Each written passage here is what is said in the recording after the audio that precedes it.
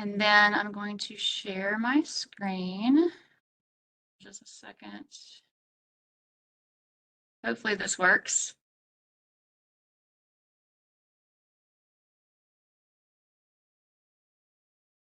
And then I'm going to start the slideshow. All right, hopefully everyone can see. Just to let you know, I'm not really able to see your chat. So if you have a question, please feel free to put it into the chat, but I will address those questions at the end of the presentation. You know, if you'll just remain muted, I think I have it where it's muted as people come in, but if you will remain muted and then we can ask questions at the end of the presentation, then that would be great. All right, so we are here today to discuss the new RFA, Request for Application for 21st Century Competitive Grant, that is coming out any day now. If you've heard me talk about this grant before, you know that I was hesitant to give a certain date that the RFA would be released because here at the State Department of Education, things tend to take longer than expected, always takes longer than expected. And so it has not been released yet. It has been routed, it is going through the chain of command, but it has to be read by several different people. And I believe it's 89 pages long. So it takes some time. So just please be patient. It should be coming out anytime now, but we're going to go ahead today and talk about all of the components of the grant. And basically, I'm going to be sharing most of the grant with you today, and hopefully answer any questions that you may have. Please understand that this is subject to the grant being approved as is. I have no reason to think that it will not be accepted, you know, as is, and that everything that I talk about today will be accurate for the grant, but just please note that because it hasn't officially been released yet, there is a potential that there could be a change between now and then. So hopefully there won't be, but if there is, we will make sure we send that information out to everyone.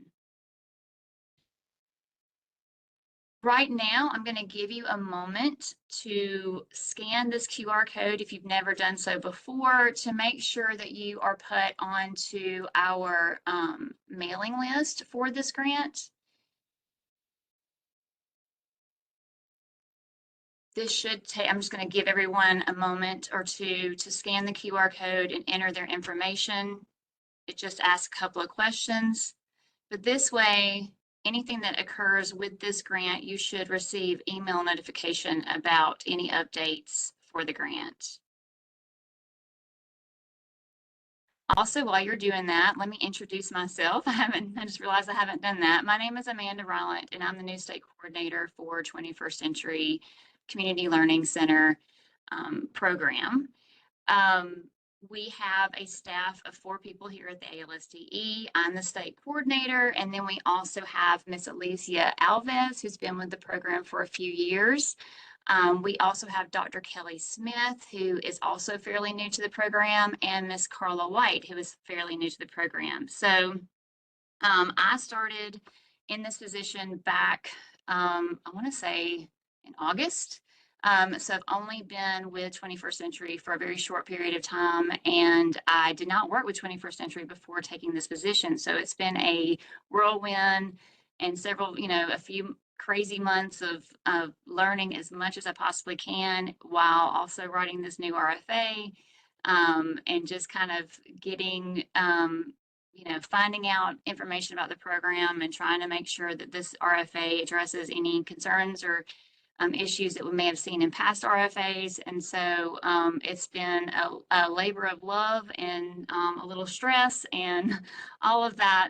But we are super excited. This is a great team, and we're super excited to be working with 21st Century and continuing to work with cohorts 16 and 17 who currently have programs in our state. And then we're super excited to release this new RFA and take on a new cohort, hopefully in spring of 2025. Okay, so hopefully everyone has had a chance to scan that.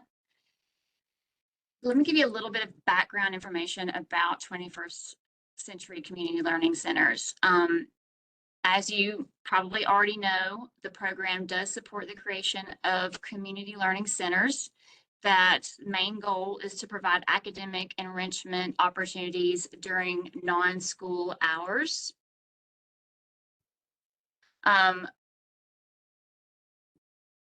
the goal is to help students meet those state and local academic standards in those core academic subjects, such as reading and math, but also it is to help create a well-rounded child by providing a large array of enrichment activities that can complement their regular academic programs.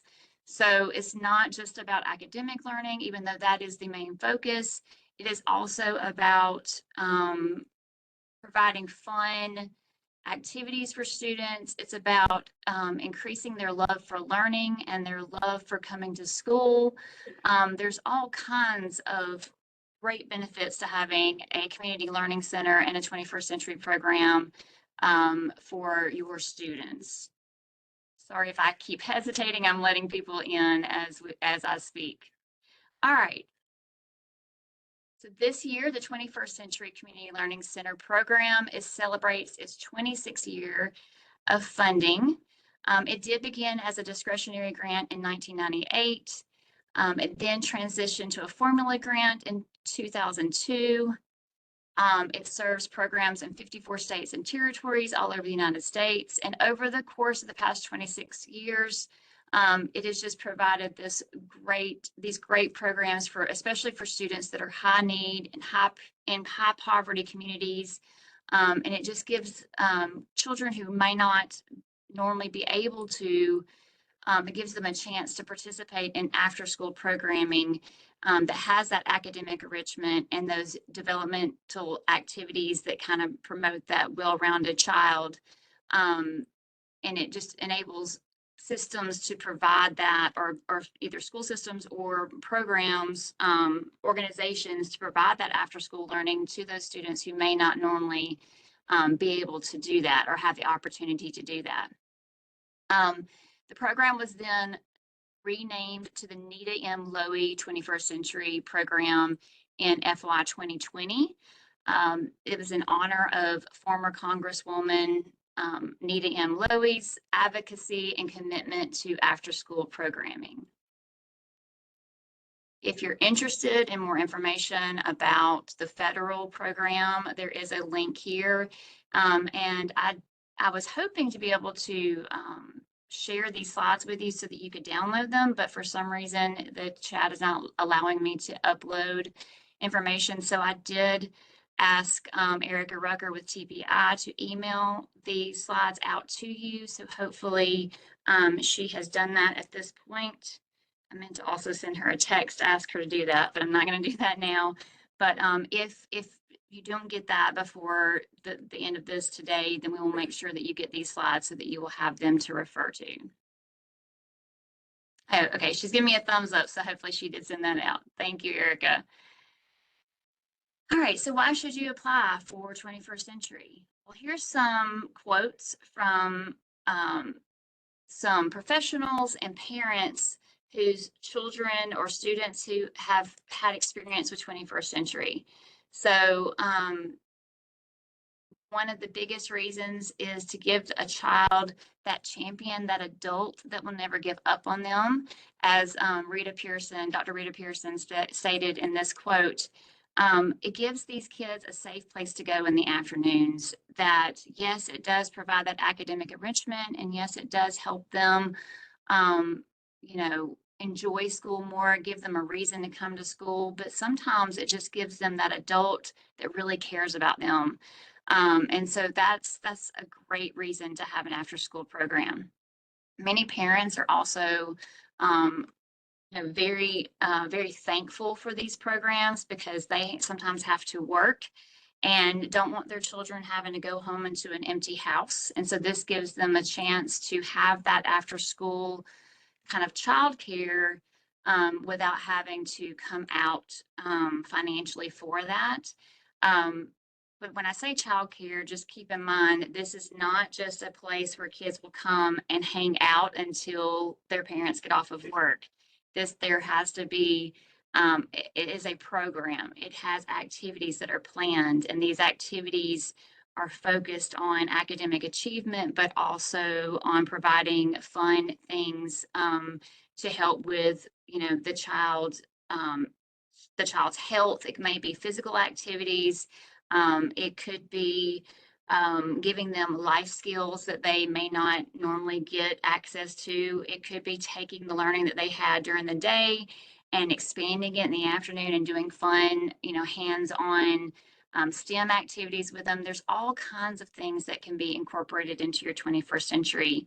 Um, and again, at the bottom here, this parent said, it's so great that their preschooler didn't want to come home because they have so much fun. And that's what you hope is going to happen. You hope that you're going to have dedicated people that are going to create a program that the kids are going to want to go to and that they're going to enjoy. All right, so let's talk about the timeline of how this will work.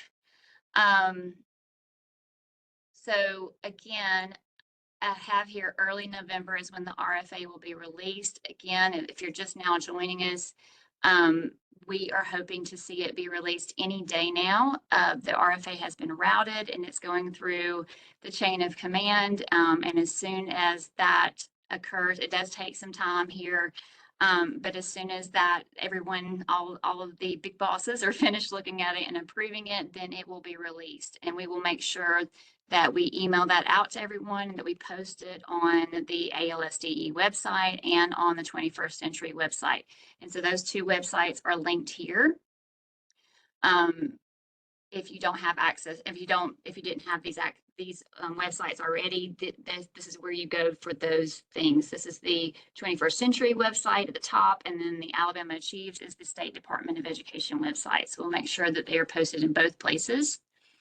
Then we're going to have RFA application office hours.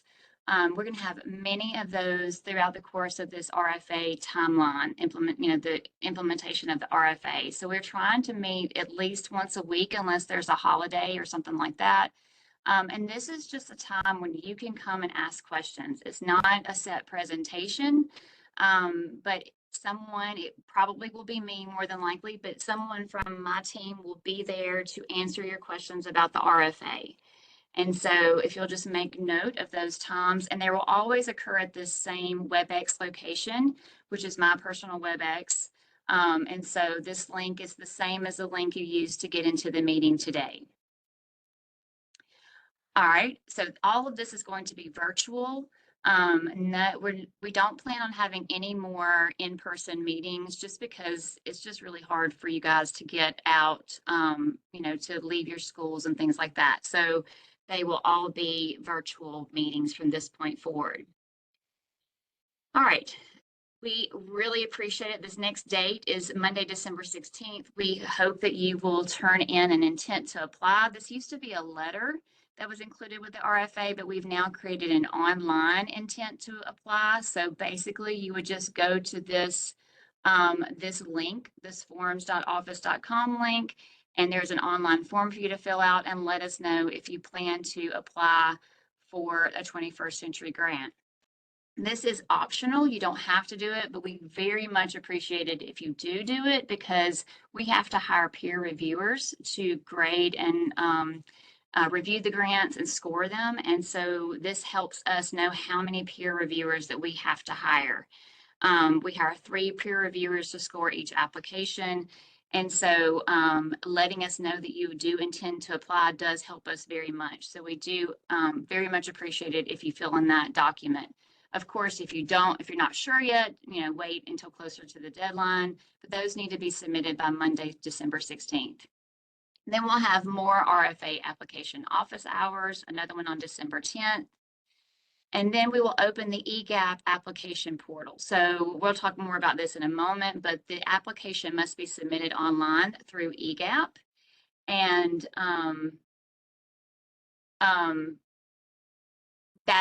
that is still being built right now, but that application portal will the plan is for it to open on December 16th, and that's when you will start actually being able to put your application into the system. You can work on it. You can work on it over a course of a couple of weeks if you want to. You can go into the system, you set up an account, and then you work on entering that application, and then you can work on it until it's time to submit it. Okay. We will have a virtual EGAP application portal training on Tuesday, December 17th from 2 to 4. So we'll walk you through what that looks like. If you're from an LEA and you work with federal programs, then you already are probably pretty familiar with EGAP. But for those of you who may not be, we will make sure that you are ready to submit that application. Then we will have 2 more RFA application office hours where we can answer questions about either the EGAP application portal or just any other questions that you have that might come up as you're writing your RFA. And then the RFA will be due to be complete and submitted by Friday, January 24th, 2025 at 11:59 p.m. Again, you will submit that through EGAP. Our online grants management program, and anything submitted past that time and date will not be reviewed or scored.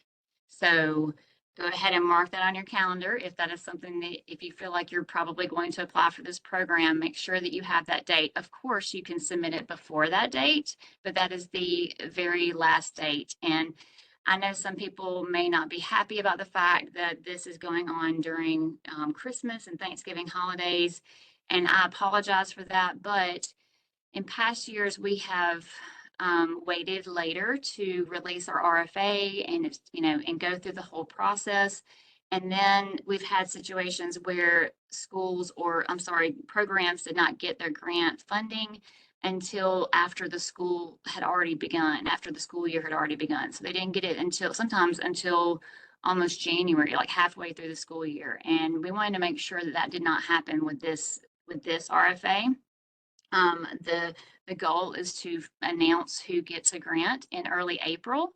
So again, I'm not going to put an exact date because again, it has to be routed and go through the chain of command to be approved. But the goal is April 1st, but I'm not putting that in writing. But early April, we should be announcing who gets those grant awards. And that way you have plenty of time to plan and prepare for the upcoming school year.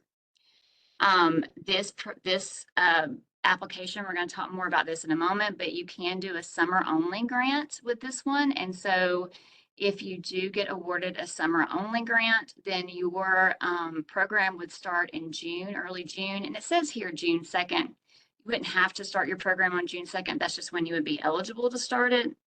Pretty much anytime after, once the summer begins, you could start your program as long as you meet the required amount of hours and things like that. And then for our year-long and academic programs, your program would start early August, basically, preferably on the first day of school or shortly after. All right. So the purpose of this RFA, the purpose of this 21st century program, again, I've already mentioned some of these, but it's to provide opportunities for that academic enrichment.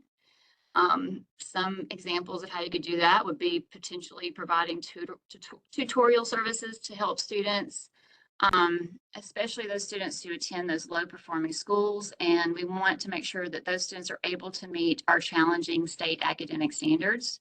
We also want to make sure we offer a broad array of additional services, programs, and activities. And I'm not going to read this word for word for you, but these are just a handful of the things that you can do with 21st century programs, things such as nutrition and health education, drug and violence prevention, financial literacy programs, mathematics, science, career, technical programs. All of these are things that you can do with this program. Also, it's to offer families of students that are served by community learning centers the opportunities for active and meaningful engagement in their children's education. And it also includes the opportunity to provide those family members with classes as well. Maybe it may be helping them with their literacy so that they are better equipped to read to their children at home. It could be helping them get their GED. So these programs don't only serve students, they also serve the families of the students that the program is serving. For this for this RFA or this grant, we will be awarding approximately $10 to $15 million total. The award amounts, this is different than past RFAs, but we will base our award amount on the proposed number of students to be served and the total number of program hours. So we'll go over that a little bit more in just a moment. Excited to announce that the grant awards will range anywhere from $50,000 to $500,000. I think in the past our limit or our maximum has been $200,000.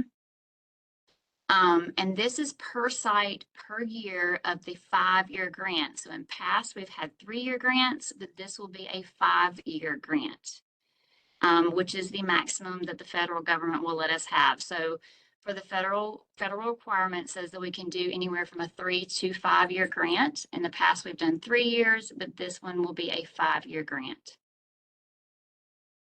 You can apply for a year-long program, which means you would get funding for both the academic year and summer programming, or you can just do academic year only program, or you can do a summer only program. So it's up to you. It's based on the needs of your region and your community as to what you choose to apply for. You would not need to apply for more than one grant. So let's say that you're going to do, if you're doing both an academic year program and then you want to do something separate during the summer, you would just apply for one grant and it would be a year-long program. This is another exciting addition. Applicants may apply for additional transportation allowance of $10,000 or $20,000 for rural communities. So if you are serving an LEA that is considered rural or gets funding from or is eligible for REAP funding, then you would qualify for $20,000 for transportation. This is to help provide more money to those programs that are providing transportation for students to get to and from their programs in the afternoons. And it gives that little bit extra cushion to those rural communities who have to take their kids further and their transportation costs tend to be more. So we're excited that that is an addition to previous grants as well. The subgrant year 1 budget. So this would be the first year. For a year-long or an academic program, the budget would go from August 1st to July 31st. However, we are going to be able to provide some pre-award costs, and you may be able to obligate your funds as early as July 1st of 2025. So again, let me repeat that. If you are doing a year-long program or an academic year program, then you would start your program in August, but you would have access to be able to obligate funds as early as July 1st of 2025. Now, what that means is you would be able to start spending money. However, we work on a cost reimbursement basis. And so you would submit those receipts and invoices to be reimbursed for that funding. We're still working out exactly what that's going to look like with our accounting department. Just be prepared that it could be that you are allowed to start spending money as early as July 1st, but you would not be able to submit for reimbursement until until August 1st. So just understand that if you're applying for this program, it's best if you have at least 3 months of operating funds at your disposal to compensate in any delays in receiving those reimbursements. If you're doing a summer only program, and I think we've always been able to do summer only programs, but we've just never really talked about it in the past. But if you choose to do that, then you would be able to start spending funds in May 1st of 2025. And your grant year would go from May 1st to April 30th. Now, of course, your expenses really should only occur during the summer or leading up to the summer, preparing for the next summer, but that would be your calendar year if you're getting just a summer-only grant. Okay, sorry, I get dry mouth. Okay, so let's talk about the cost per student funding and what that looks like. So to figure out how much funding you can apply for, we will calculate your grant award amount by the number of students you plan to serve times the number of program hours that your program is going to cover times $6. So it'd be $6 per student. So here's an example. If you say that your program is going to serve 100 students and your program is going to be 300 program hours, which is the minimum for the school year. If you're just doing a school year, academic year only grant, you have to have a program that's at least 300 hours. So if that's what you chose to do, you're serving 100 students for 300 hours, that times $6, your grant amount would be $180,000 for your grant. Okay? Let's say you're just going to do a summer program and you say you're going to serve 50 students and you're going to serve them for the minimum amount of hours during the summer, which is 75 program hours. So if you take 50 students times 75 program hours times $6, that means that the grant award would only be $22,500. Unfortunately, that would not be awarded because the federal regulations state that the awards must be a minimum of $50,000. So we would not be able to do this. So you would either need to add more program hours or add more students to your program in order to get it above that $50,000 threshold. Okay? If you think about it though, 75 program hours is really not that much. Especially if you're doing a longer day program. And so, that kind of seems a little scary, but really it should not be hard for you to meet that $50,000 minimum. So just keep that in mind. All right, so what do you have to provide in return? Well, one thing is you have to maintain accurate attendance records. This is one of the reasons why we are changing the way that this funding is being awarded, is because in the past we've had some issues with programs not taking their attendance reporting seriously. And so knowing that your funding depends on attendance hopefully will encourage sites to make sure that they are keeping up with their attendance records. Also, you must maintain a minimum of 75% of your approved enrollment in year 2. So in other words, the first year that you do your program, we understand that it may be a brand new program for you. It may not, but we're just going to give you the benefit of the doubt.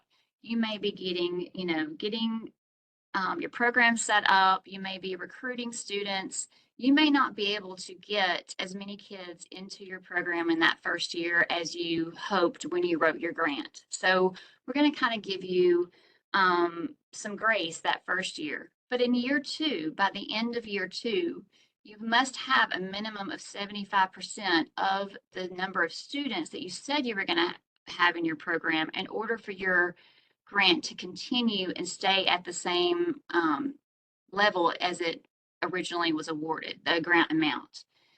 Then in years 3, 4, and 5, you should have 85% of your approved enrollment. So to put this another way, if you say you're going to serve 100 students, but in year 2, you're only serving 50, then we are going to have to cut your funding because we funded you for a program that's serving 100 students, but you're only actually serving 50, so we would need to cut funding.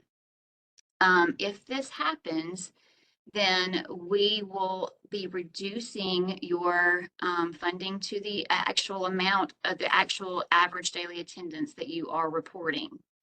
Okay, so it's really, really important that when you write your grant, that you really think about what is feasible for your sites, and how many students you actually have that are going to attend your program. And you want to make sure that you don't go over, you don't want to go too much over what you really feel like you're going to be able to serve. Think about, are you going to be able to find teachers to work in the program? Are you, what are the size of the schools that you're going to be serving? Are there enough students that are going to want to come to an after school program to support the number that you're asking for?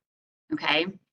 Now, I will say this, you also don't want to guess too low, because if your program is super successful and you end up, if you say you're going to serve 100 students, but you end up having 120 who want to participate, we will not be able to give you more money in subsequent years to justify those extra kids that your program could potentially serve. And the reason for this is we have to budget that money out over a 5-year period. And so we try to make sure we're good stewards of these funds, and we try to make sure we spend them out as much as possible. And so if we make a commitment to spend a certain amount of money, there may not be any additional funds to provide more funding if your program is super successful. So just keep that in mind as you determine how many kids your program is going to serve. Now, potentially, if we end up having to cut some programs funding, there could be, some years where we do have extra funding and we could give you a supplement so you could add more children to your program. But that's just not, it can't be promised. It can't be guaranteed. And so you don't need to plan for that. So just think about that as you're trying to think of how many kids you feel like your program would serve. All right, so each year, so you get awarded that amount. So if you're like that first example I gave and your grant award is $180,000, you'll get that $180,000 for each year of the grant, as long as you do the things that we ask you to do basically within the grant. So let's talk about that a little bit more. Each year, you'll have to do a non-competitive continuation application. It's just basically going back into EGAP and creating your budget for the next year, letting us know of any changes you might want to make to your application, which, just throwing this out there, you're not really supposed to make any major changes unless it's just absolutely necessary. But each year you'll go in and you will submit a non-competitive, you're not competing against anybody. That money is already set aside for you, but you still have to complete that application and have it approved. And mostly we're looking for budget, we're looking for your contracts and things like that.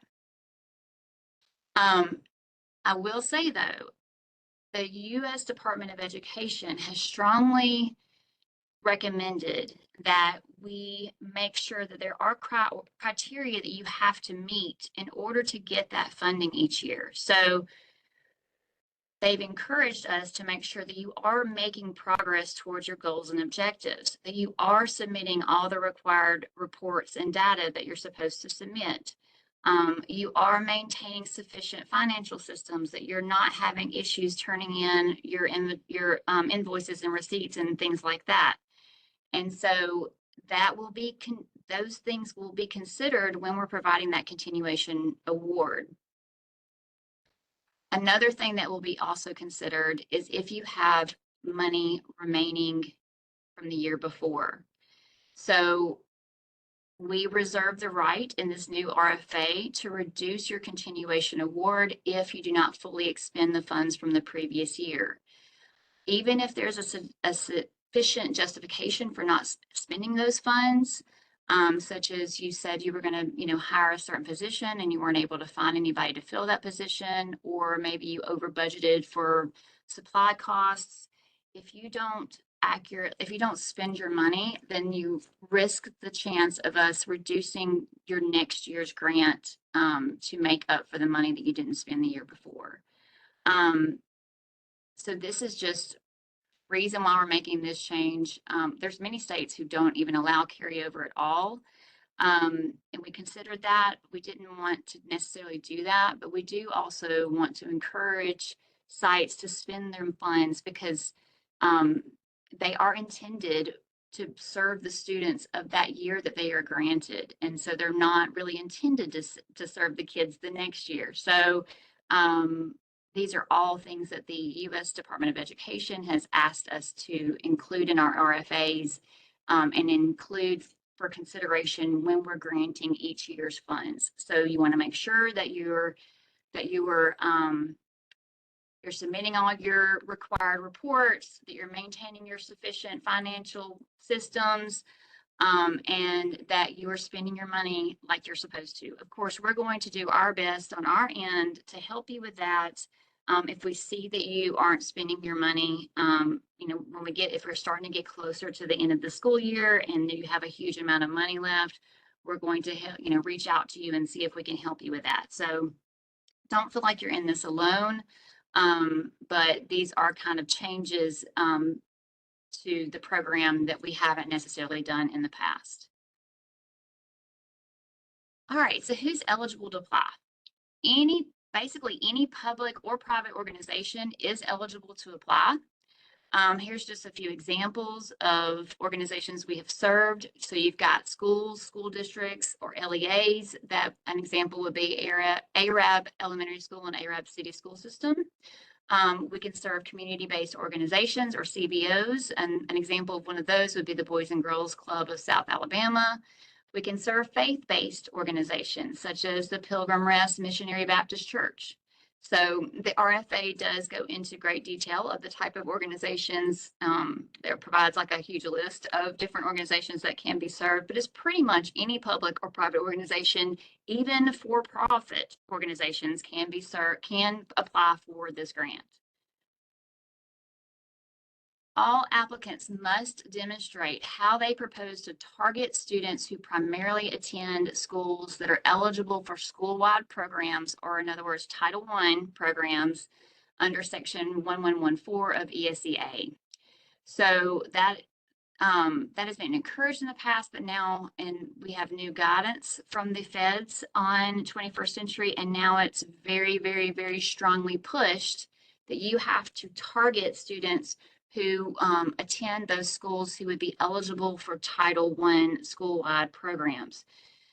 They don't necessarily have to get Title I funding, but they have to qualify. So in other words, it needs to either be a Title I school with 40% or more poverty, or any Title I school that receives a waiver from the state education agency to operate a school-wide program. So it could be someone who actually has less than 40%, but their school district's average poverty is less than 40%, so they're allowed to serve, make that a Title I school. So that would be allowable also.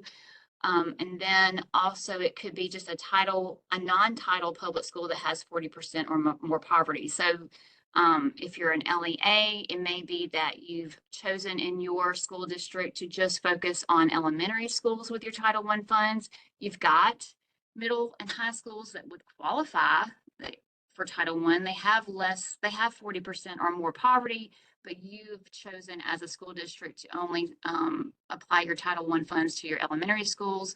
Well, those middle and high schools would also qualify for this encouraged targeting of students.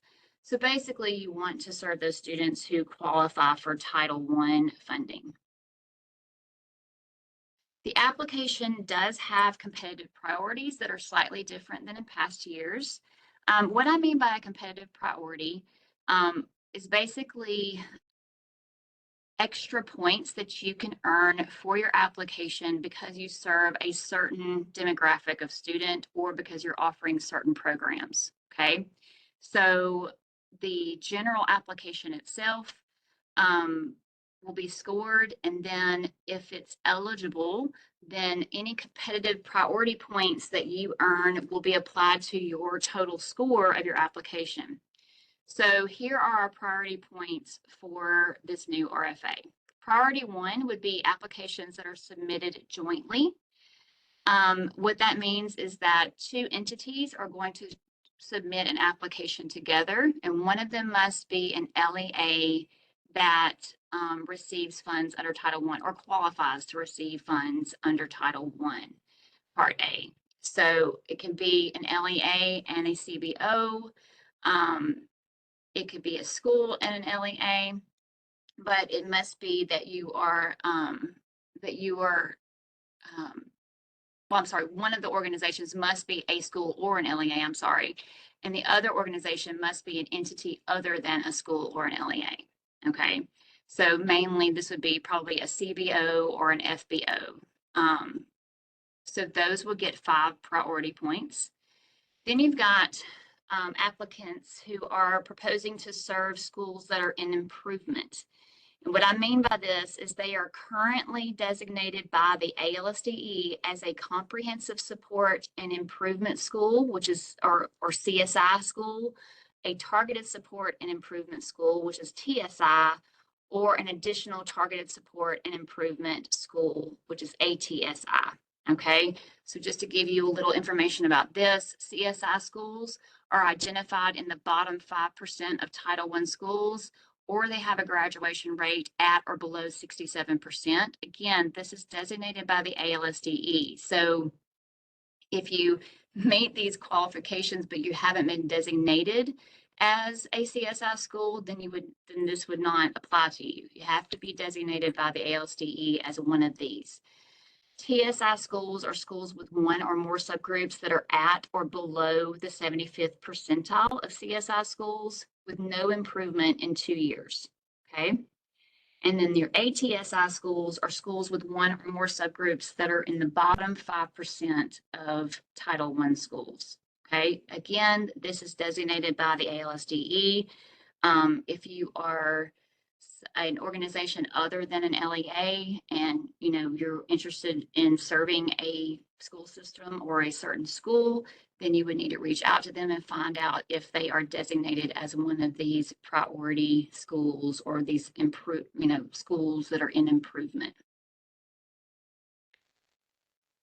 Priority 3 is a requirement from the federal government. We are required to target services to students who may be at risk for academic failure, at risk for dropping out of school, involvement in criminal or delinquent activities, or who lack strong positive role models.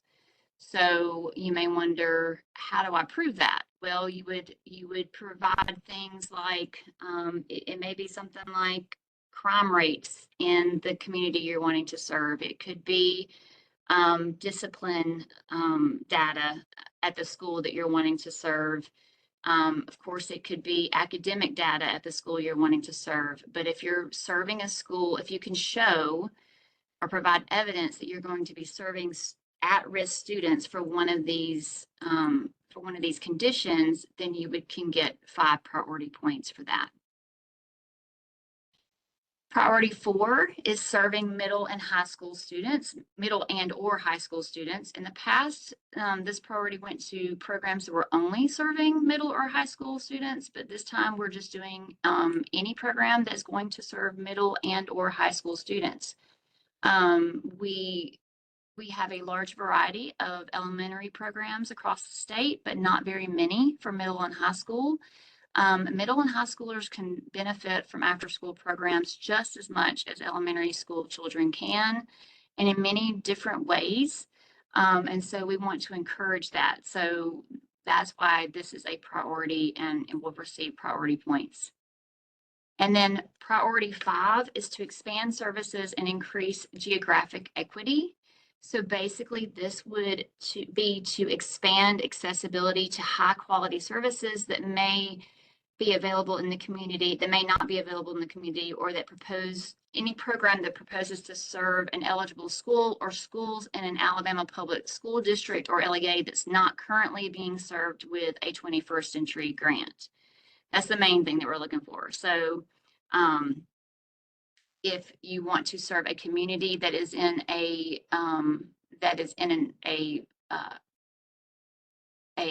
county or school system that does not currently have a 21st century grant, then that would earn you another 5 priority points. And this is a list of the counties that we currently do not have a 21st century grant in. So this doesn't necessarily list the school system because, we do have some school systems that are city systems, but this does at least list the counties. So if you are in one of these counties, then you can earn priority points. Or if you're planning to serve a school system that may not be on this list, but they don't have a 21st century program, you could also earn priority points for that as well. We just couldn't list them all here. And then finally, the last priority 6, is for those programs who plan to provide or propose to provide at minimum weekly dedicated literacy and/or STEM activities. So in other words, as part of your regular programming, you will do, for the school year, you will do weekly literacy or STEM activities or both, okay? And then if you're doing a summer program, then it would be daily literacy or STEM activities. And so that would need to be part of your weekly schedule, that you have these activities built into your schedule that these kids participate in every week with either literacy or STEM. Okay. Let's talk about more regulations and requirements. Of course, I told you earlier that this document is 89 pages long, so I'm not going to go over every rule and requirement or every regulation and requirement. A lot of them are federally mandated that you can read for yourself when the RFA comes out, but I just wanted to point out certain things that you might, need to be aware of. So there are federal regulations that have to be met. There's statutory requirements that have to be met based on the statute that the program was created with, and there's state level program requirements. So please read those carefully when the RFA is released to make sure that you are meeting those requirements. Of course, academic focus does have to be one of those requirements. You must propose an academic instruction and enrichment activities to help students meet and exceed state and local standards in English language arts, reading, and mathematics. Okay. And when I say that, this is different, or this is not necessarily the same as doing the priority of having a literacy or STEM weekly commitment. It just means that you will have some sort of academic instruction built into your program that is going to address standards in English language arts, reading, and math. You also can provide academic instruction in other content areas. It just depends on what the needs of your students are. And preferably, it needs to be aligned to the instruction those students are receiving during the school day. So we'll talk more about how important it is in a little bit for you to have a collaboration and have some sort of process built in place of your program where you will be communicating with the teachers at the schools and knowing what the students that you are serving are learning during the school day so that you can provide activities in the afternoon or during the summer that will either bring that learning to life or expand upon that learning or supplement that learning.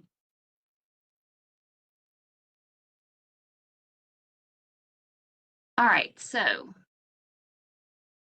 the program does have to operate outside of your regular school day or during periods when the school is not in session. So it has to be either before school, after school, during the evenings. It could be on the weekends. It could be during the holidays or during the summer.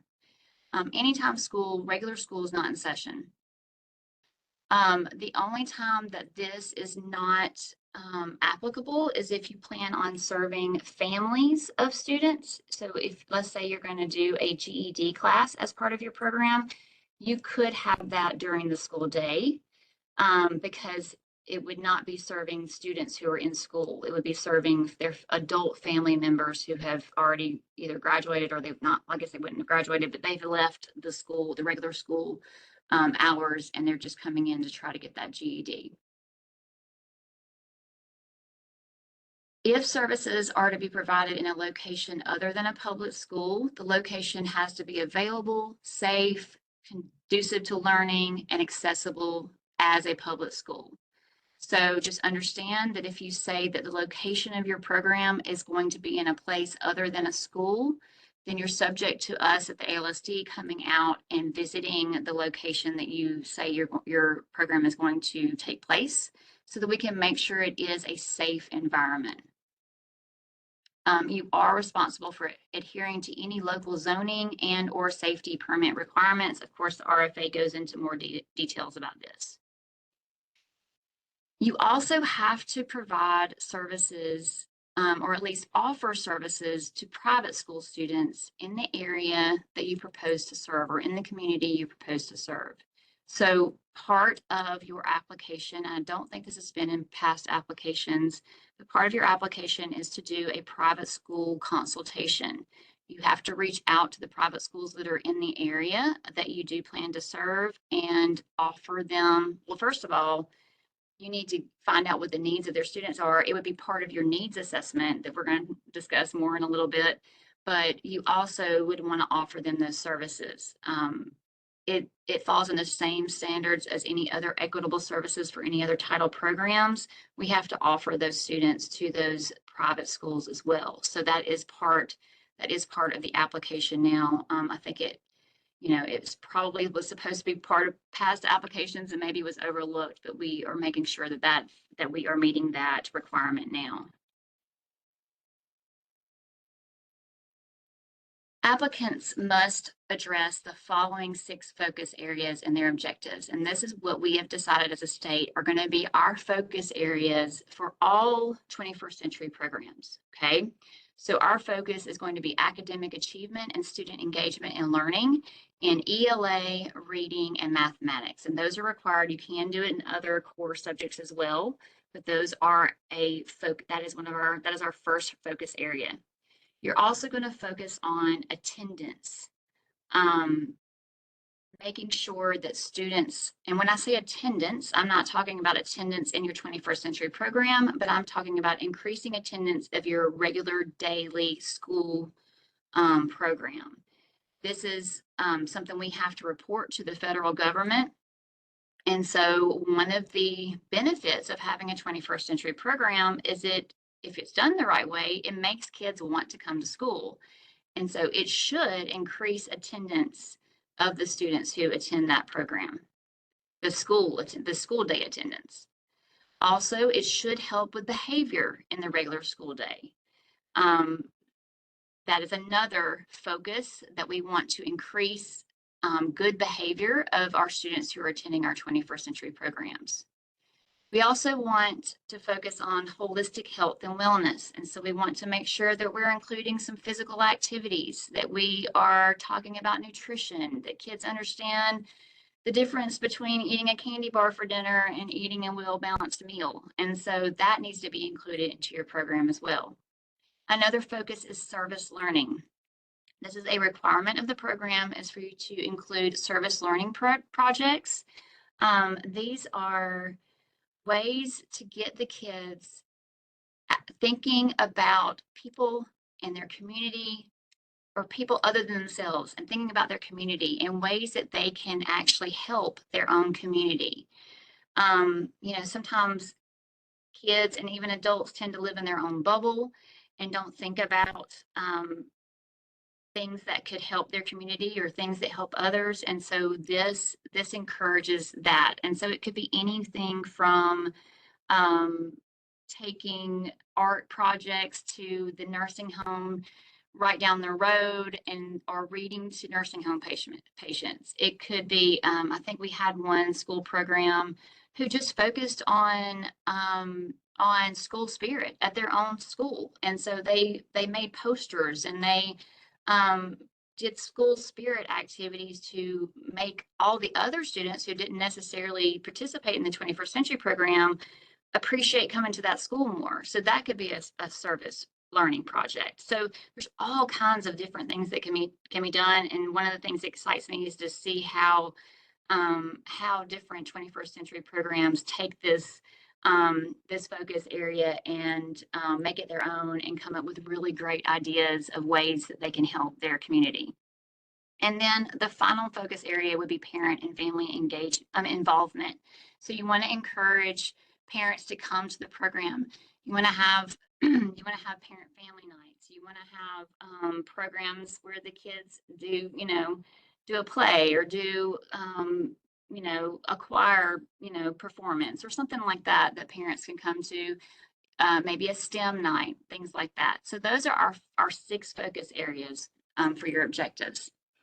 All proposed 21st centuries must, at a minimum, provide direct after-school services to students for a minimum of 300 hours for an academic program and/or a minimum of 75 hours for summer programs. So you can do one of those or both of those. So if you're going to do a year-long program, you have to have at least 375 hours in your program.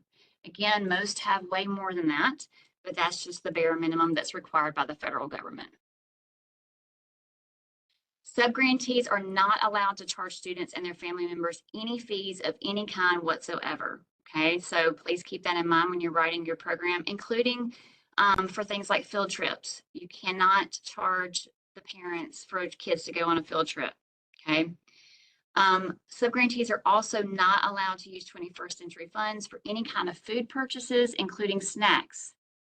The only way you can purchase food for a 21st century program is if you're using that food as part of an approved cooking class or doing some sort of cooking demonstration, or it could be a health or nutrition education lesson. If you're doing that, then you can purchase food. So if you decide that you're going to do that, make sure that you do have some sort of activity plan of how that food is being used in an educational way, and then you can purchase food for the kids. Again, you're not allowed to charge parents for supplemental snacks or meals. So what you would need to do is reach out to the Alabama State Child Nutrition Program, the CNP program, and talk with them. And this is also detailed more in the RFA about the different programs that they offer where you can get funding to provide those after-school snacks or to provide meals during the summer. You're not on your own with this. There are other state programs that you can use to provide these snacks and meals outside of your cooking demonstration, but we need to reach out to Child Nutrition to do that. Okay. All collaborative partners must be knowledgeable of the contents of the submitted application. This is a big one, guys. I cannot tell you how many times we have 21st century sites who have never read their own 21st century application. An organization of some sort wrote the application, wrote the grant, but did not consult or collaborate with the actual sites to come up with the activities and things that are going to be in the grant. So you've got to make sure that that is occurring. You've got to make sure that the collaboration is taking place between the sites that you're going to have, the schools that are going to be served, the LEAs that you plan to serve. There has to be that collaboration process throughout that project planning, the grant writing, the startup, the implementation, all that has to be talked about from all of the stakeholders have to be aware of what is in that application. Also, any agreement that involves a school or any agreement that involves a school at all, there has to be the LEA superintendent or a designee that they assign, and the principal of each participating school must sign a memorandum of agreement or MO. Well, this says MOA, but also is worded as MOU regarding the proposed 21st century program. That talks about what the roles and responsibilities are going to be of that partnership. So what are the responsibilities of the LEA? What are the responsibilities of the principal? What are the responsibilities of the 21st century program?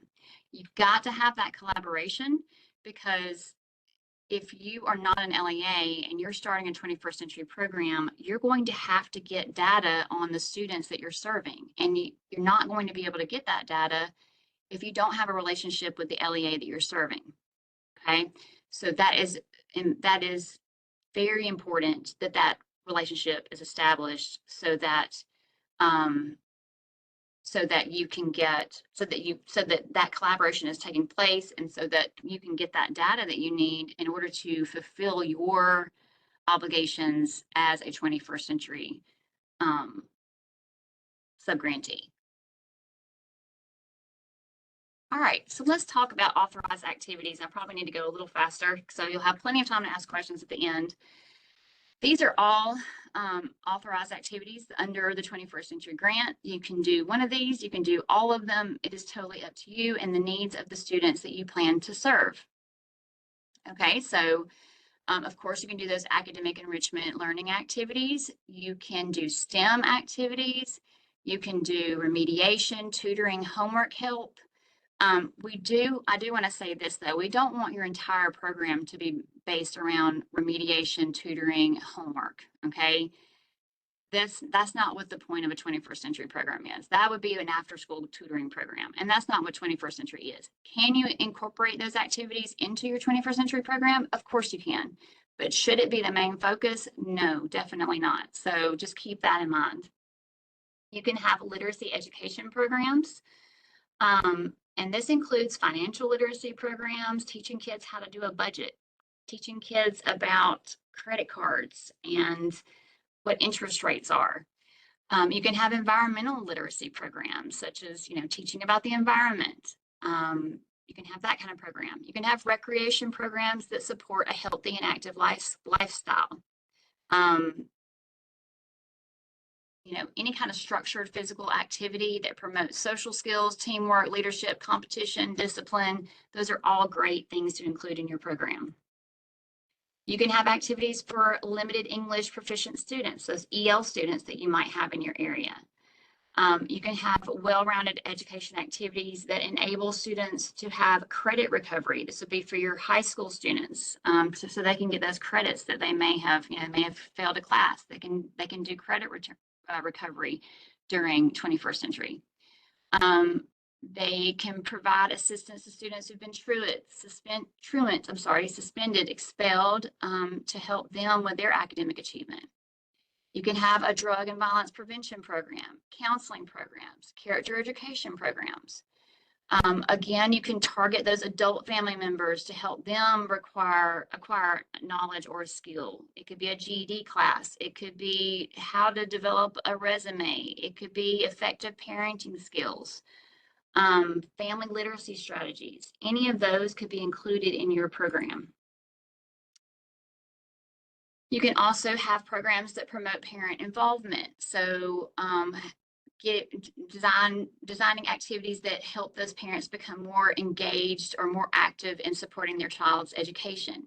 It could be community service, service learning, youth leadership programs, cultural programs, art programs, education, instruction. This is a new one that was just recently released in the new guidance. You can even have enrichment activities involving weapons, believe it or not, such as an archery club, a hunting club, or shooting sports, or culinary arts that require knives. However, keep in mind that this has to take place, especially the archery, hunting, shooting sports, that would have to take place outside of the school campus. It wouldn't be allowed on school campus, but you can have those now. You can have pre-approved field trips. We actually we want you to do field trips, especially during the summer, but they do have to be pre-approved, and they would have to be an educational experience. It couldn't be just for entertainment. You would have to have some sort of academic association of that field trip. Where the kids would need to learn something from the field trip. So it couldn't just be, going to Six Flags and riding the roller coasters. It would have to be, okay, we're going to do a physics activity, and and now I'm telling you, if you put in there that you're going to Six Flags and you're doing a physics activity, we're going to want to see that activity, and we're going to want to see the results of it. So just keep that in mind. You could also do career job training programs.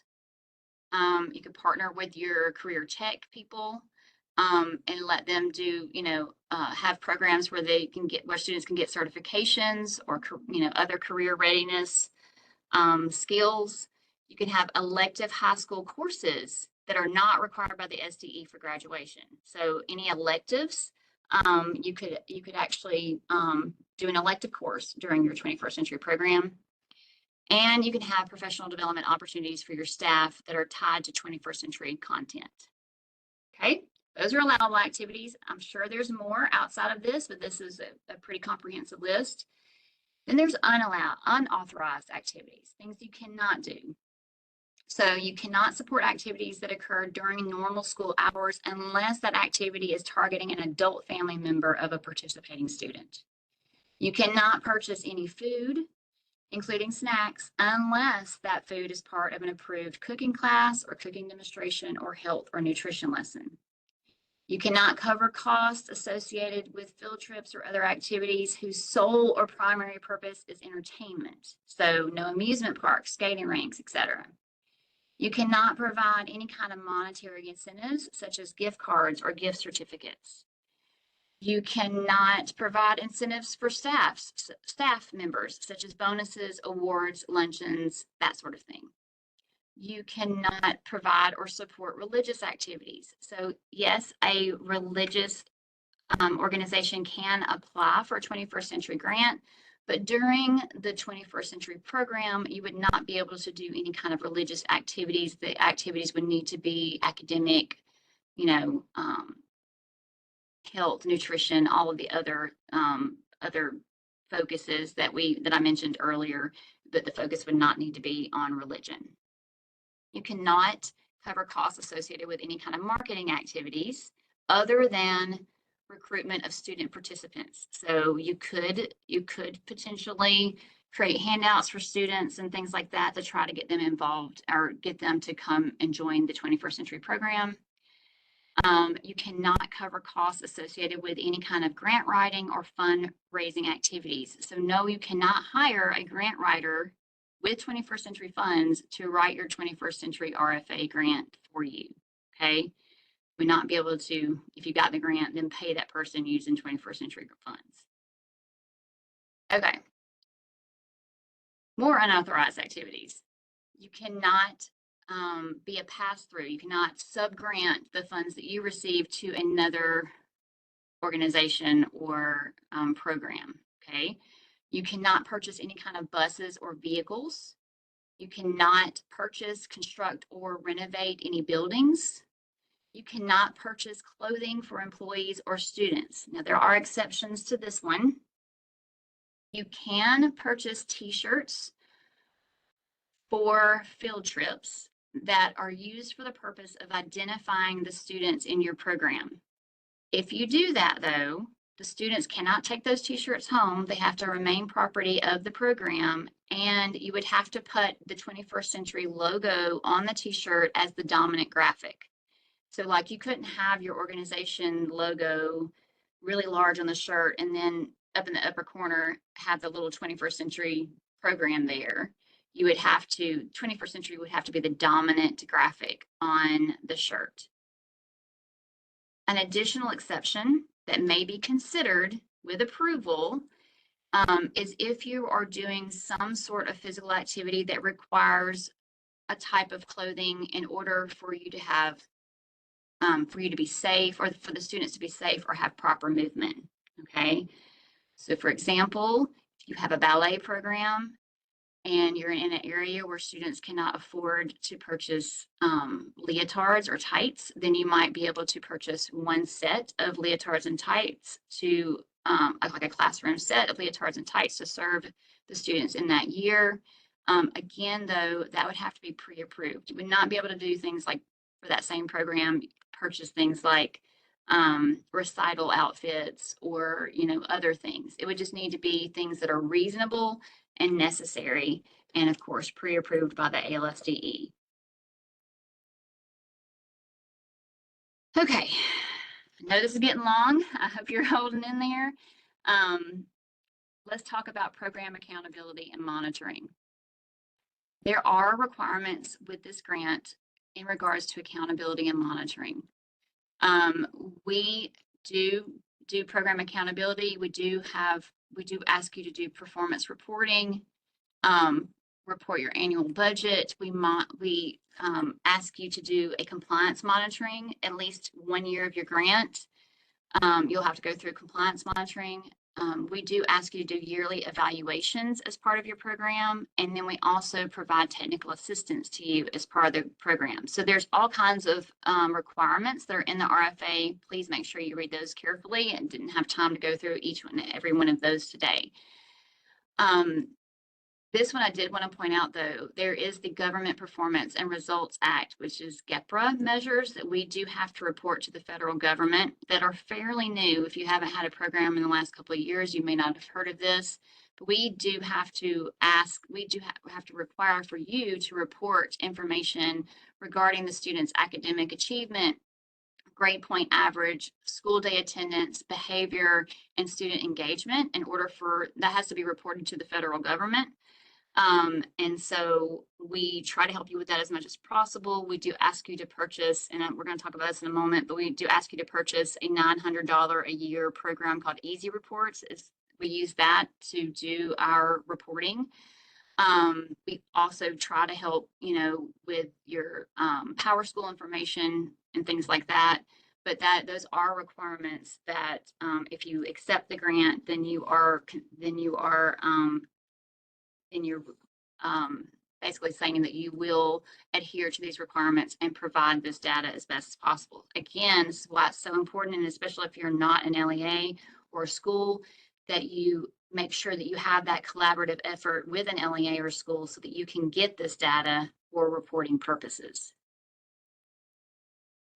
Supplement, not supplant is a rule under 21st Century.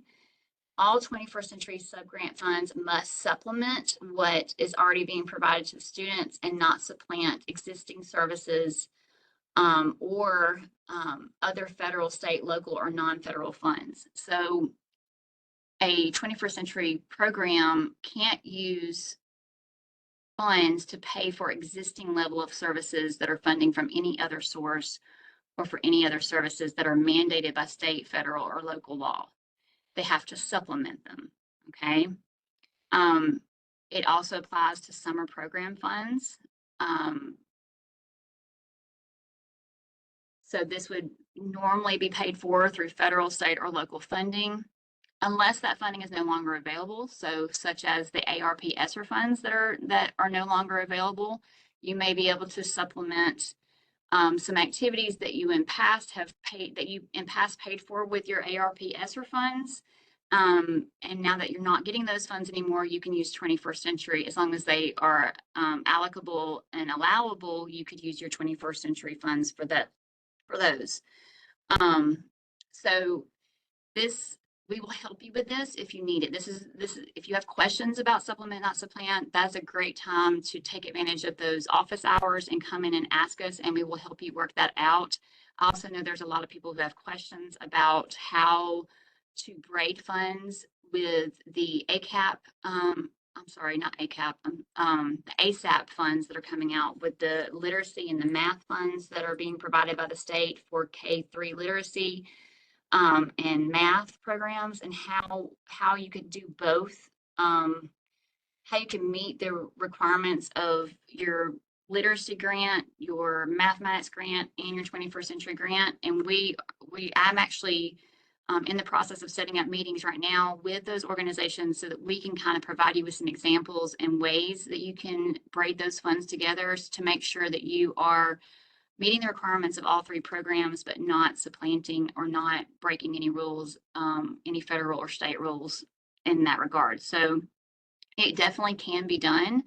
And we will help you through that. We're working out, developing some literature that we can provide, or maybe do some presentations that will help you with that. Okay, so let's talk about the peer review process. I'm going to go through this really quickly, just because I already mentioned it earlier, but once you've submitted your application into EGAP by the deadline, then it's going to go through a rigorous peer review process. In phase 1 of that, we will check to make sure that you have uploaded all the application components. If you have not uploaded everything that is supposed to be uploaded by the deadline, then your application will not be scored. Okay. We're not going to reach out to you and say, hey, you're missing this or you're missing that. It just won't be scored. Then we will do, the ALSDE will do a pre-reader review assessment.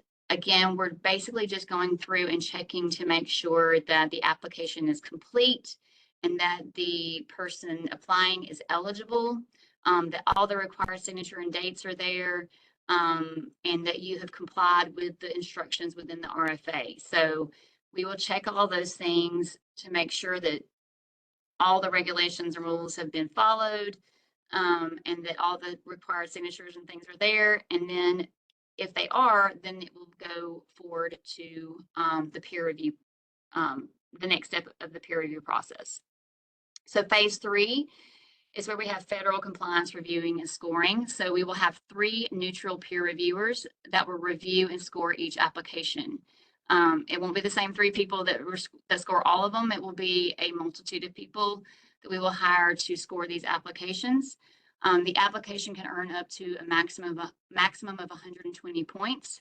Applicants that fail to earn an average score of at least 70 will not be eligible for funding. So if your score falls below 70, then you're disqualified from the program. Competitive priority points will only be added to applications that are eligible. So it would only be added after that average score is compiled and we know that you have made a 70 or higher. Then we would add your competitive priority points if you earned any. Then phase 4, the ALSDE post-reader review assessment. So eligible applications will then be ranked by the final scores and the grants will be awarded according to that rank until all funds are allocated. And then phase 5 is when we would notify those who receive an award that they got the award. Okay. Other things to think about that is new to this application. We will also look at your past history of having a 21st century program. If you've had a program in the past, we will at the State Department level review the historical data to confirm that you did, when you had your 21st century program in the past, that you did, that you were compliant and that you did meet performance goals during your program. So basically, we're just going to look back and make note of any programs that continuously had problems and were not willing to fix those problems when they had a grant before. And just to put it blunt, if you had a program in the past and you had a history of not meeting deadlines, not coming to professional development, not submitting your expense reports, that sort of thing, then we reserve the right to remove your application from the applicant pool. Okay. So also, while we're on that, your continuation award is also contingent about you meeting all those requirements. So after your first year, when you do your continuation application, if we've had issues with you not meeting all your reporting requirements, not meeting deadlines, not coming to mandatory professional development, things like that, then we do reserve the right to not give you the grant in the second year.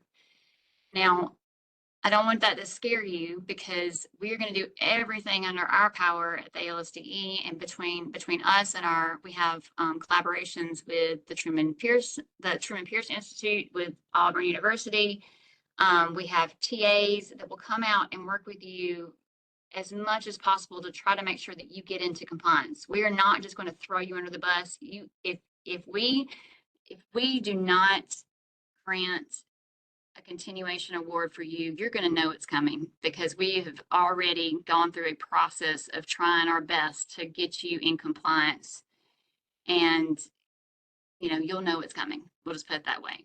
So just keep that in mind. That those are that is new wording to the RFA, but that is wording that was encouraged by the federal government because the federal government does not like us giving grants to people who don't meet federal requirements. So they have encouraged us to be stronger in our, um, in our standards of making sure that the people who we give this grant to are actually doing what they're supposed to do. Okay, now to get off the bummer stuff. Okay, again, applications must be submitted using the online application in eGap. It will open on Monday, December 16th, unless something crazy happens. That's the plan. We will let you know if that changes. Keep in mind that in each section that you type a narrative into, the application will not permit more than 5,000 characters, and so you need to be concise, but still meet the required elements, okay? And the application does have 6 components this year. I think in the past it had like 20. This year we tried to make it easier, and you might find that it's easier in some ways and harder in others, but we tried to be very concise in what we ask you for. And we narrowed it down to 6 components that must be completed in order for you to be eligible for that funding. So let's get into that. I know I need to speed up. All right, component 1 is your general information. This is where you're going to type in things like the name of the school or LEA that you're going to serve, the location, grade levels you're going to serve, what the name of your program is going to be. It does need to include that 21st century as part of its name, the total program hours, the cost center, that sort of thing. So that's just your general information about your program. Then component 2 is your needs assessment.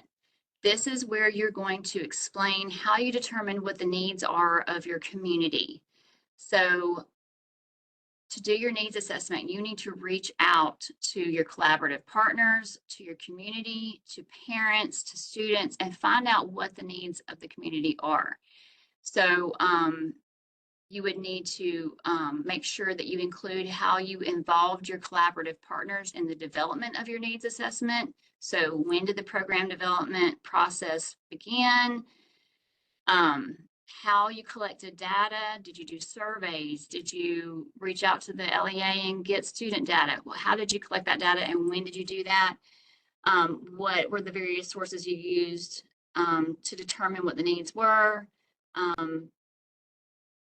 That sort of thing. Then you would need to reach out and figure out what the needs of the community are. That could be looking at your juvenile crime rate, your violence and drug-related offenses, poverty rates, demographic, economic, workforce changes in your community. You could list all of those as part of your needs assessment. Then it would be needs of the proposed participating schools. That could include if you're serving any of those schools that are identified as CSI, TSI, or ATSI schools. It could be looking at attendance data, truancy rates, dropout data, number of students that have been suspended or expelled in the previous year, anything like that. So you would want to collect data from the schools that you plan to serve. You would need to reach out and find out what the needs of the students are that you plan to serve. What are their reading and math proficiency scores? What, how many of them are below proficiency in math or reading or language arts? And then reach out and ask about the needs of the student families to be served. You would want to know things like, what are their education levels? What are their family literacy needs? Do you have a huge community of working parents where both parents are having to work during the day? What are the parent involvement skills and what kind of parent involvement or skills are needed in the community by those families? So those are things that you would need to reach out and include in your needs assessment. Next is the project design. This is another big way that this RFA has changed. Is we want you to be much more mindful about your performance goals and objectives, and plan your activities around those. Okay, so it needs to include performance goals, objectives, and a description of the services and activities that you plan to provide and how you're going to evaluate those strategies and activities. Okay, you have to use a new form that we do provide as a template to you called the multi-year program design and performance form template. It will be provided with the RFA. I'm going to show you what it looks like in just a second. And then your narrative in eGap should match what is on this template. So you will upload the template as a required document. It'll be an attachment to your application, but what is in that multi-year program design form would need to match what you've put into your narrative in eGap, okay? We have divided this component into 4 parts just because of the character. You can only have 5,000 characters in each section, so that's why it's divided into 4 parts. All right, this is what that form looks like, the multi-year program design and performance form. Notice that it has performance goals here. Okay, so for example, a required performance goal that everybody is going to have on their form is that students regularly participating in the program will meet or exceed state and local academic standards in math and English language arts or reading. Okay, so that's your performance goal. Then you have your performance measure or your objective.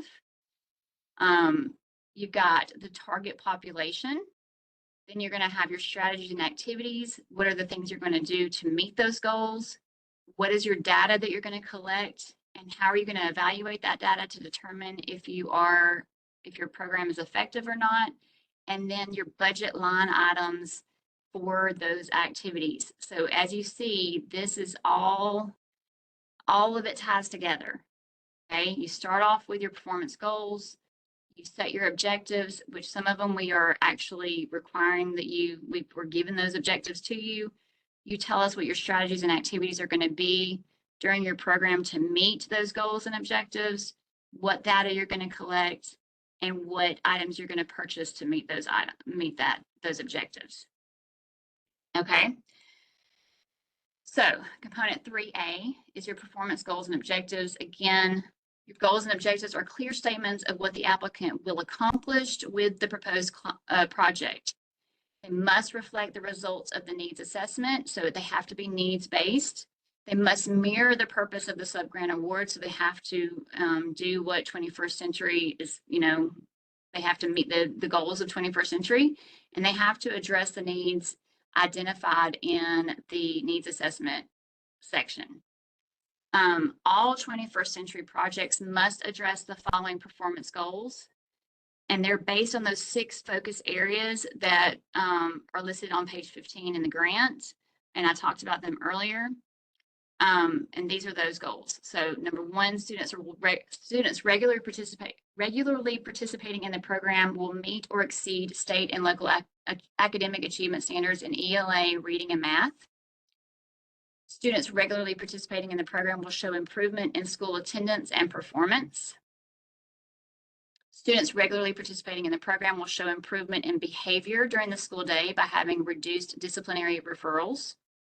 Students regularly participating in the program will demonstrate holistic health and wellness by exhibiting positive self-awareness, social awareness, relationship skills, decision-making skills, and self-management. Students regularly participating in the program will demonstrate civic responsibility and strengthen their community through service learning projects. And finally, families of students regularly participating in the program will be afforded opportunities for increased parent and family engagement. So those are our required performance goals and objectives. Now, you may have more. You can add to this if you want to, if you see that the needs of your community are outside of these 6 performance goals, but these are the ones that are required of all 21st century programs. Okay, we also are providing for you required objectives for the first 3 goals, and that would be the ones that focus on achievement, attendance, and behavior. Okay, so they are written out for you in the grant, but they are here. We're running out of time. I want to make sure we have time for questions, so I'm not going to read these to you right now, but you're welcome to glance at those really quick. This is for the first performance goal. These will be your objectives. For each of these objectives, you would then create activities that are going to address these objectives. Okay. Then you have the other 2 performance goals that are required. Well, the other objectives that are required for the first 3 performance goals. So for example, 92% of regular program participants will show improvement in classroom performance, including homework completion and class participation from the first marking period to the last marking period of each academic year as reported by teachers. So your data is going to be that you're going to collect surveys more than likely from your teachers and asking them if they've seen an increase in homework completion or class participation. You would need to make sure you include activities and strategies in your program that is going to encourage an increase in homework completion and class participation, whether that's making your, having fun activities that makes them want to come to school more, whether it's having a certain period of time during the week that you set aside for homework help, that sort of thing. Okay.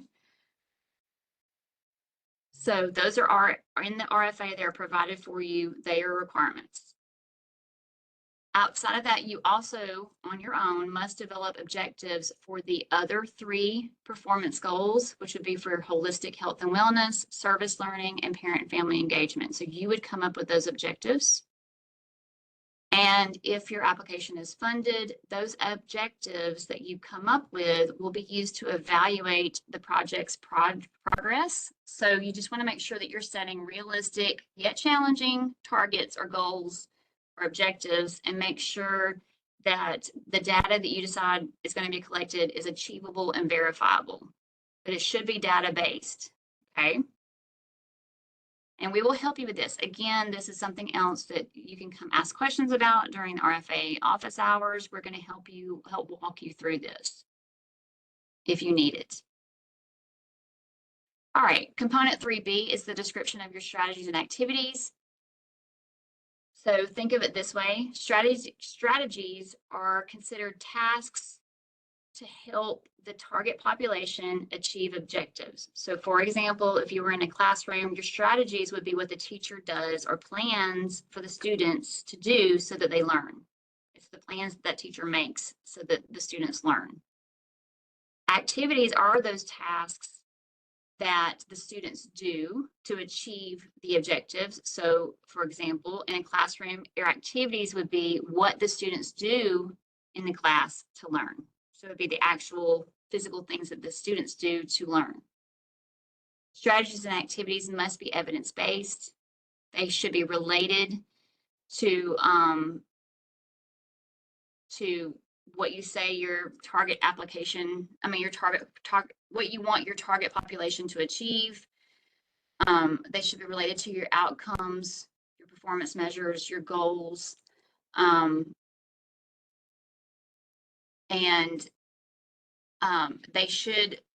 they were going to start with an action verb, such as work, create, hire. So it's the things that are going to be done or the plans that are going to be made to help students meet those objectives. All objectives should connect to specific strategies and strategies in the project. And just keep in mind that a single activity may influence or be listed with more than one objective. So you could have one activity that you do that meets the goals of multiple objectives. That is okay. All right, components or more information about 3B. They must relate to the line item costs in your budget and budget narrative. All activities that require funding must be described in the strategies and the activities section of that form, that template, and they must be explained in the budget and budget narrative, or the items will not be funded. Okay.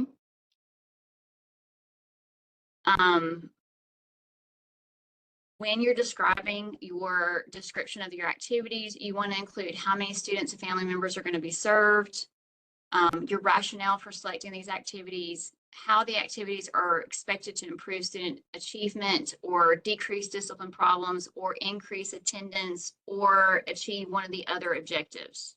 Okay.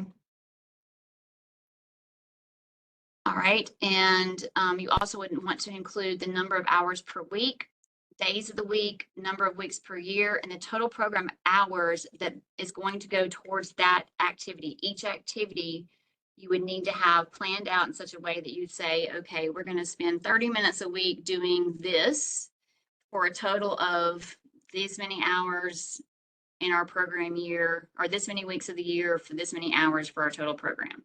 Okay, that would need to be included in your description.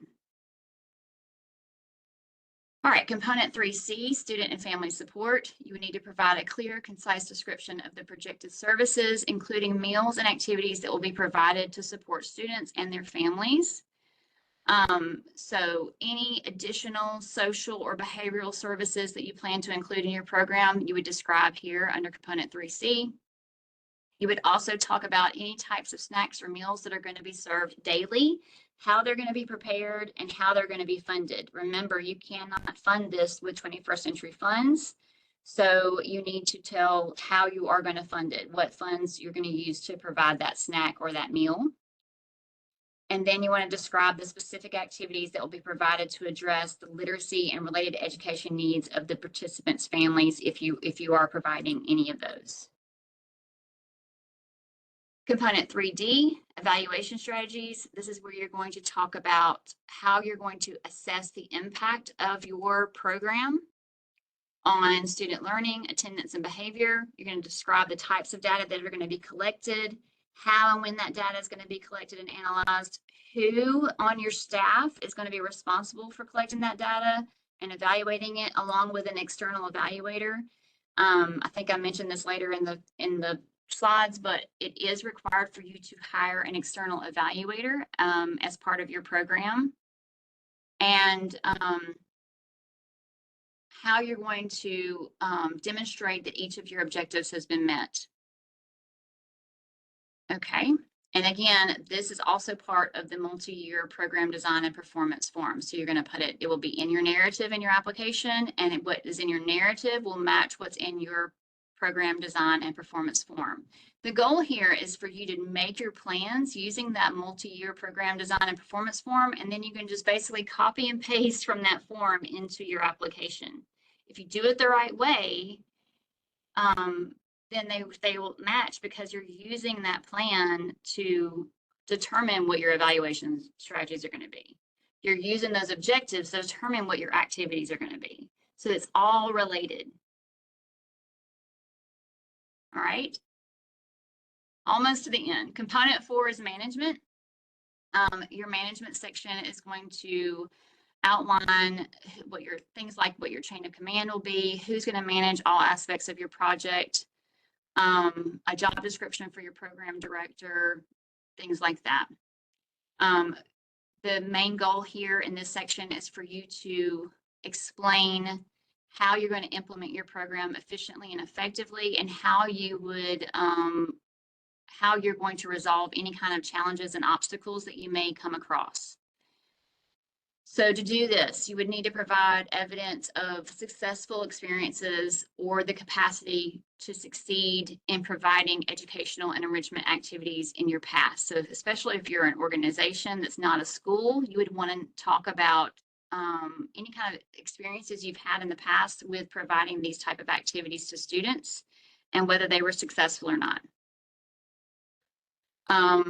You would describe how the project was developed and how it will be conducted in active collaboration with other organizations, including other schools or LEAs, the community-based organizations, faith-based organizations, or any other public or private organizations. And as part of that, how those challenges and obstacles will be resolved. All partners must sign a written agreement. That's Form 6 of the application. You're going to identify members of your advisory council. You do have to have an advisory council as part of your program, which does include at least some parent representation. You would describe plans to coordinate federal, state, and local programs. This would be talking about, for example, if you are going to try to braid your Literacy Act funds, your Numeracy Act funds, and your 21st century funds, you would want to mention that here and how that's going to work. Just keep in mind that it has to be supplemental to whatever is required by the federal, state, or local government. You must describe in detail the program's communication plan, which includes how you're going to disseminate information about your 21st century program to your community, including the applicant's intent to apply. That is one of the federal regulations that's in the RFA, is that you do have to let your community know that you are applying for this grant. Also, if you get the grant, then how are you going to communicate things like student performance, upcoming activities, schedules? How are you going to communicate with all the stakeholders during your grant, and a timeline for communication? And then part of that should also make sure that you're including any kind of daily or weekly interactions or collaborations between the 21st Century Program and the school day teachers and staff. Again, this is a big piece that we want to make sure that everyone is doing. You want to make sure that you do have at least one staff person for each target school that serves as sort of a collaboration liaison with that school, so that, including private schools, so that if you're doing an after school program, you know what the kids in your program are learning during the day, and you can try to create or expand on your activities to make sure that you are addressing the things that they're learning during the day. Also, part of that collaboration, again, is that really important data sharing that has to take place. Okay, component 5 is adequacy of resources and sustainability. This is a requirement of the federal government for you to tell us how you're going to, how you would sustain high quality services for students and families when your program goes away. So part of the goal of this program is that that you are able, if the funding did go away, or if you know, at the end of your grant, that you would be able to maintain this program afterwards. And so you would want to talk about that. And also adequacy of resources. So for adequacy of resources, you would talk about your staffing. You want to maintain proper participant teacher ratios of 12 to 1 during your academic year. You must identify at least one staff member that's going to be responsible for collecting and maintaining your PowerSchool data for those GEPRA measures that I talked about earlier. You also need to have a designated staff member responsible for bookkeeping and uploading monthly expenditure summaries. In the past, we have required specific positions. In this RFA, we're only requiring 2 positions. That would be the project director and site coordinator, because we want you to have the flexibility to build your program the way you need to build it. Just understand that you do need to have someone who's in charge of data. You do need to have someone in charge of bookkeeping. And another, we listened to past cohorts and did put in here that if you just have one site, then you don't have to have both a project director and site coordinator. If you are going to have, if your program is going to have more than one site, then you would need to have a site coordinator for each of your sites. But if you're just having one site, then you can just have a project director that would serve as both the project director and site coordinator, because you just have that one site. Okay. Also, I didn't put it in here, but there's been questions asked about whether this could be a full-time, whether being a project director could be a full-time position. Yes, it could, if you can justify it. That person would have to be working with multiple programs, multiple sites. And so you would need to justify why that would need to be a full-time position. If they're just working with one site and it's just, you know, they're just doing a few hours in the afternoon, there's no reason for that to be a full-time position. So you would have to justify making that a full-time position in your application. Okay. Component 5, adequacy of resources. Oh, I'm sorry, we're still on that. If you are, so whatever your site is going to be, you need to give us details about the square footage, safety measures, and accessibility of the site. The RFA does detail different requirements if you're going to be located at a school versus if you're not going to be located at a school. So I didn't want to go into that today, because as you can see, we're already running short on time. I knew this is going to take a while, but you can find those items in the RFA. We also are going to ask you in that narrative to briefly address all of these safety measures or plans that are listed here. You don't have to upload those plans, but if you do get the grant, then we will expect you to upload those plans within, I can't remember exactly the time period, but within a certain time period of you receiving the grant, you would need to be able to upload those plans into EGAP. But you don't have to do that when you're just submitting it. You would just need to mention those, just briefly address those safety measures and plans. Okay, you also would need to have a detailed transportation plan. This would be whether it's before school, Saturday program, summer programs, whatever it is you're doing. If you're providing, you need to have a transportation plan, even if you're not providing transportation. You would need to have like a safety compliance plan regarding your parental permissions for like field trips and things like that.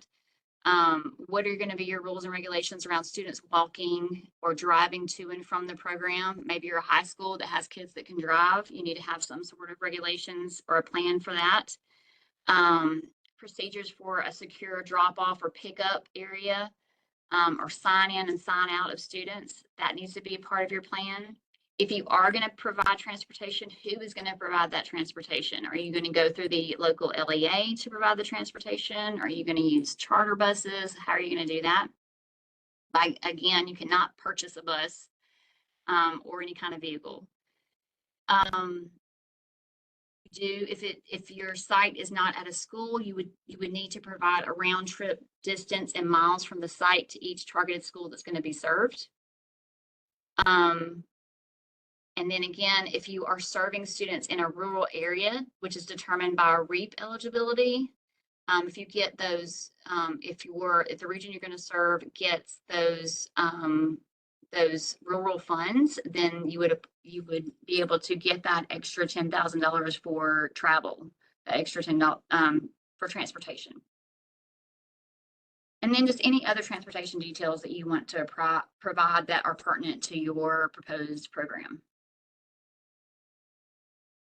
Okay. Oh, this is the sustainability part. So this is where you're going to talk about how you're going to continue to operate your program without changing the scope of your services if your funds decreased and after the subgrant funding ends. And so you would want to, have a reasonable plan for sustaining your 21st century program after your subgrant funding ends.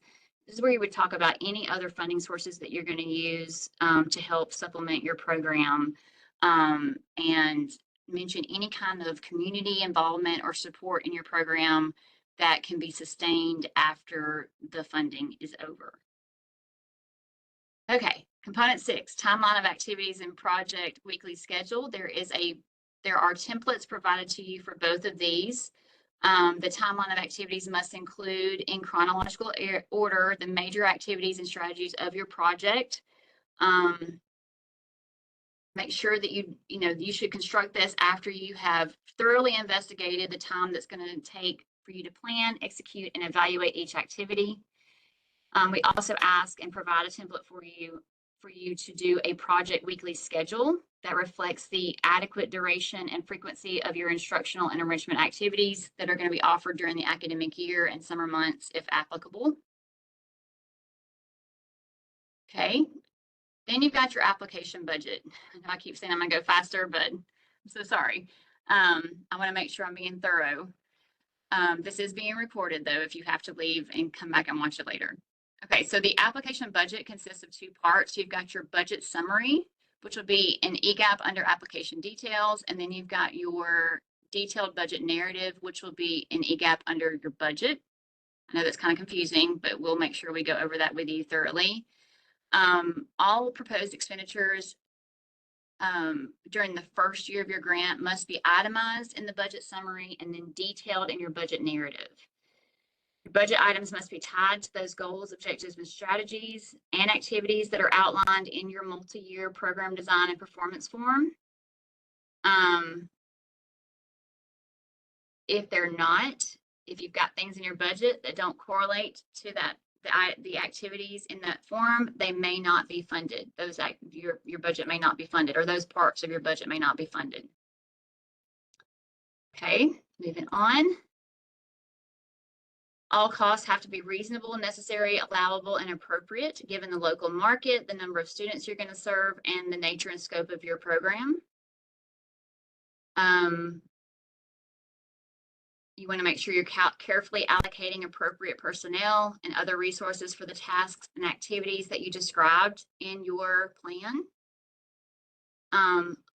Please note that your program is not allowed to collect any kind of program income of any kind. So you can't, I know I've already mentioned you can't have to, charge the students anything, but you also can't create income for like doing something like selling crafts or having like if your culinary class wanted to do a bake sale, you could not do that. You cannot make money from the 21st century program.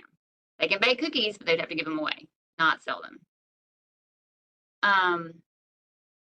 You would need to reach out to your partnering LEA's finance office to make sure that when you're putting your expenditures into the budget that you're identifying them properly and using the proper function codes and object codes.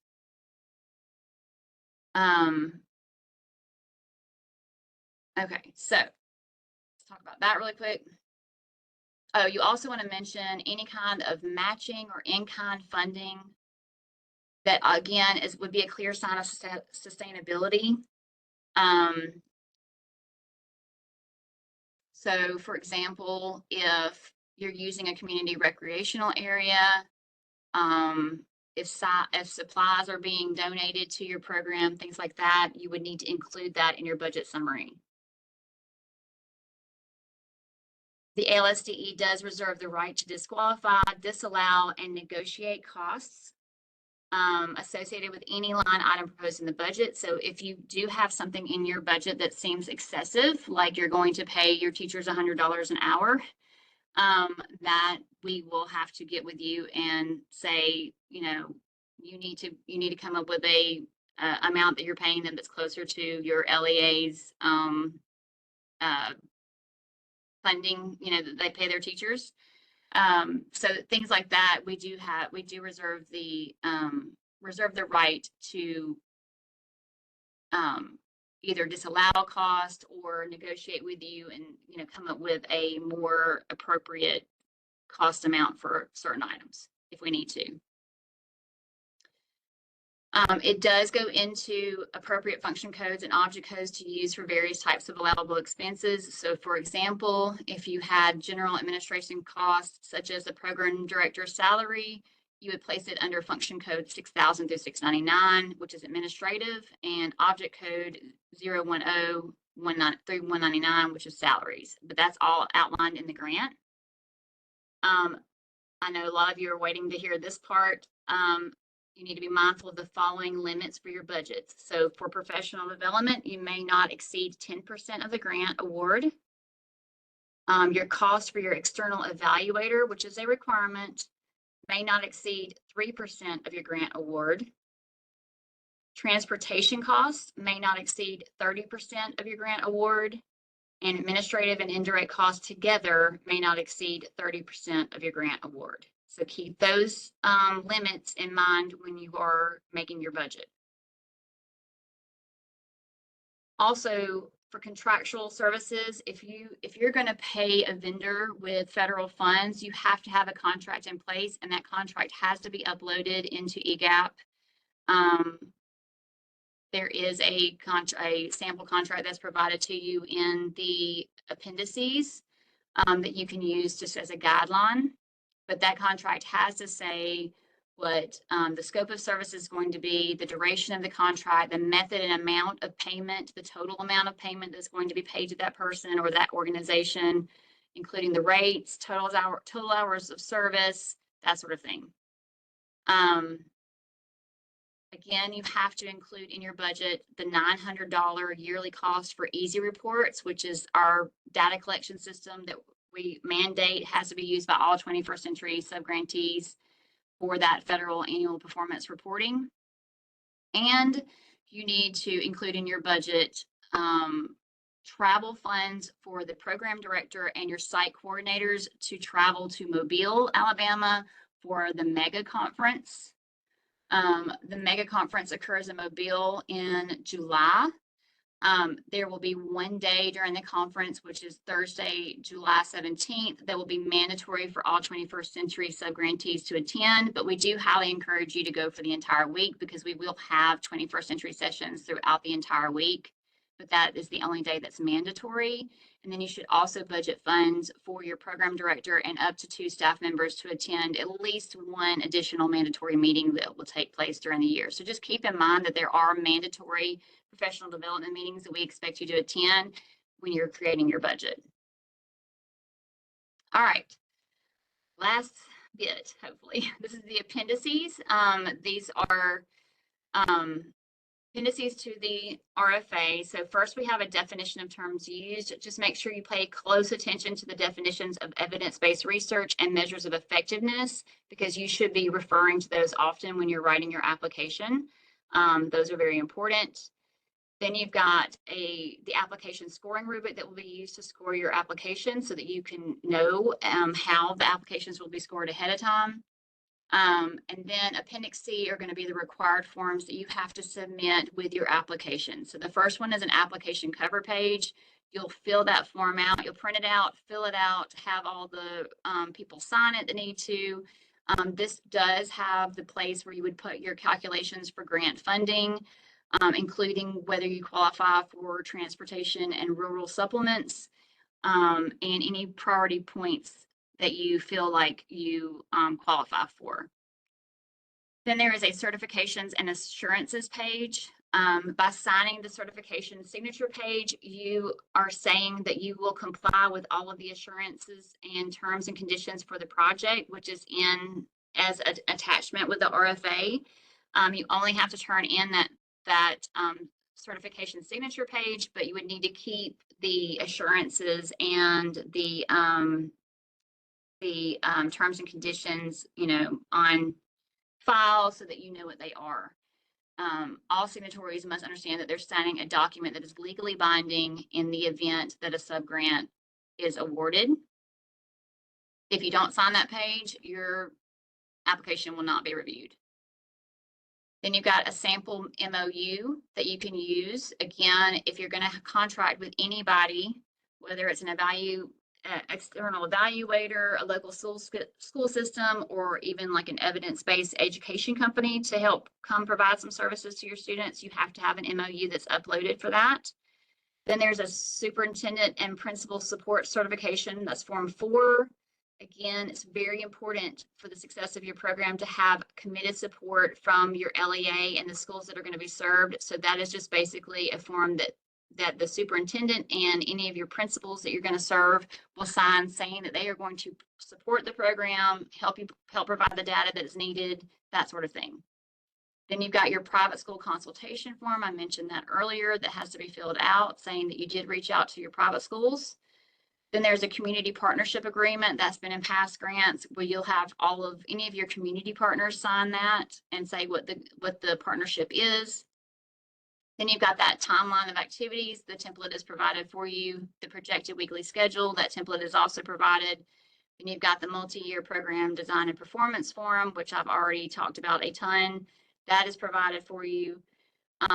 Then you would upload as Form 10 job description. So you would upload the job descriptions for each person you plan to have as a staff member, not each individual person, but each staff type.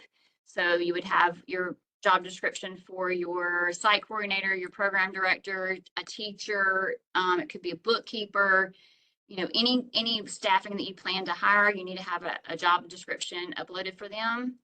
And then finally, Form 11 would be the resume for whoever your program director is going to be. We are asking that you go ahead and determine who that person is going to be and upload their resume as part of the program. Okay. All right. Again, applications must be submitted online by 11:59 p.m. on January 24th, 2025. You've got to adhere to all the guidelines and regulations. No hard copy applications can be accepted. They all have to be done through eGap. The application must originate from the applicant. We don't want to see any applications that are plagiarized from the internet, other grants, other resources. If we find out that that has occurred, then the application will not be considered for funding. You do not need to attach any kind of additional materials other than what's specifically asked for in the RFA.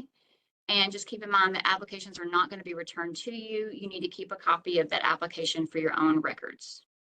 Okay, finally done. I went a little bit over my time and have not had a chance to do questions. So I am going to, so that I can see the chat, I'm going to actually stop sharing so that I can see your questions in the chat. If anything has come up, I'm going to scroll up and address the questions that are here. If you think of anything else you want to ask, please feel free to put it into the chat. Okay. Any times that are put into the application are central. So any of the RFA office hours, the question was, are all these times central?